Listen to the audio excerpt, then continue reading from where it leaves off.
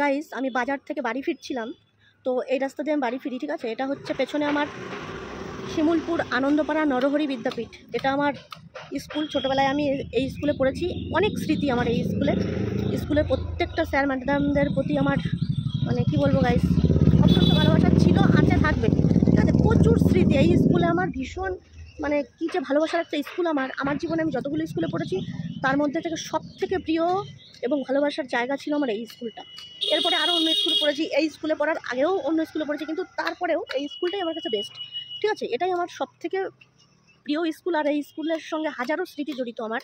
তো এই ভিডিওটা করার কারণ হচ্ছে আমি যাচ্ছিলাম বাজার থেকে বাড়ি যাওয়ার পথে এই জিনিসগুলো আমার চোখে পড়লো, ঠিক আছে। এই যে এই বস্তাগুলো দেখো, এই বস্তাগুলো একটুখানি দেখো, এই বস্তার মধ্যে আছে কি দেখো একটুখানি, ঠিক আছে। এগুলো আমি প্রথমে ভাবছিলাম এই যে বস্তা, এই পাশে বস্তা, মানে প্রচুর বস্তা এরকম। এই বস্তার মধ্যে কি আছে বলো তো?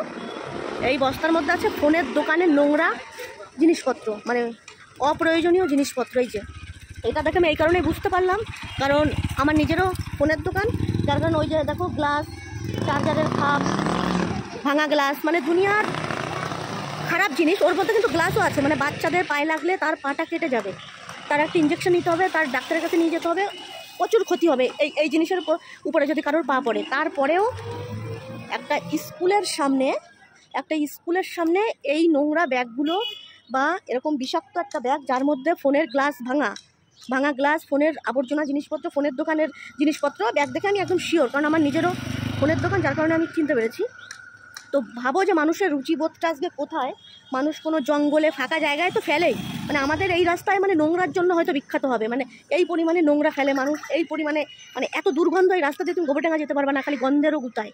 তো এই রাস্তায় এই নোংরাগুলো ফেলে গেছে, ঠিক আছে।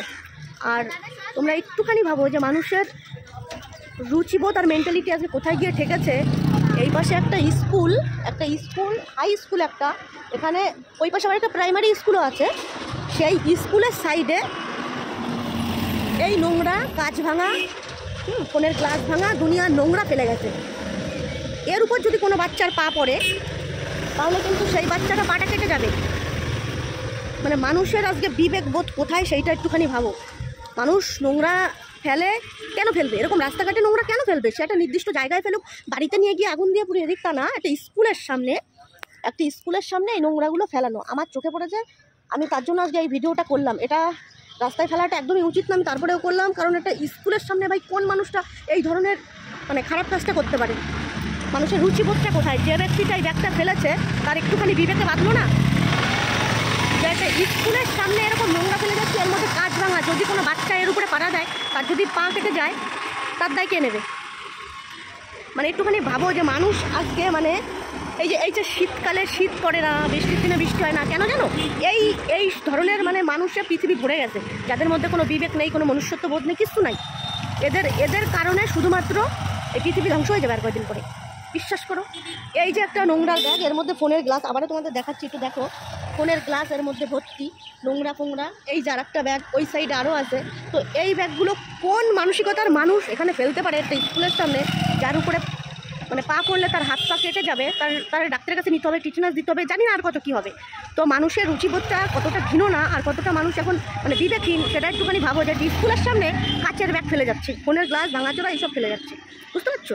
তো যে ফেলাচ্ছে এই ভিডিওটা আশা করি মানে এত শেয়ার করে দেবে না, এই ভিডিওটা প্রচুর শেয়ার করো ভাই, প্রচুর শেয়ার করো, যাতে যে অভদ্র লোকটা এই কাজটা করেছে তার ফোনে যেন আমার ভিডিওটা পৌঁছায়, আর সে যেন দেখে এখান থেকে এই ব্যাগটা কুড়িয়ে নিয়ে যাক, আর নেক্সট টাইম যেন এরকম অসভ্যতা কোথাও না করুক। প্রচুর শেয়ার করে দাও গাইজ ভিডিওটা, ঠিক আছে। আমার দেখেই মটকাটা খারাপ হয়ে গেছে যে স্কুলের সামনে, ভাই একটা স্কুল, এটা সে মনে হয় জীবনে স্কুলে যায় না, গেলে হয়তো এই কাজ করতে পারতো না। একটা স্কুলের সামনে এরকম কাচের ব্যাগ ফ্যাগ ফেলে রেখে গেছে।